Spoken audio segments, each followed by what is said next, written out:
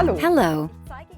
In the following video, I'll be showing you how quick and easy it is to configure our new high-end SIMATIC MV500 using our state-of-the-art hardware and software technology, and all just by pressing the read button. As soon as the camera is installed in the system, an indicator field lights up when the read button is first pressed. The alignment of the optical reader now needs to be adjusted so that the code is positioned at the bottom of the indicator field. Press the read button again for automatic setup of the optical system, lighting, and read parameters.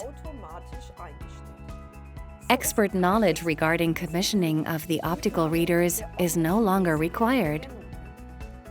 Accordingly, commissioning and conversion of your system can be accomplished in no time. Siemens. Ingenuity for life.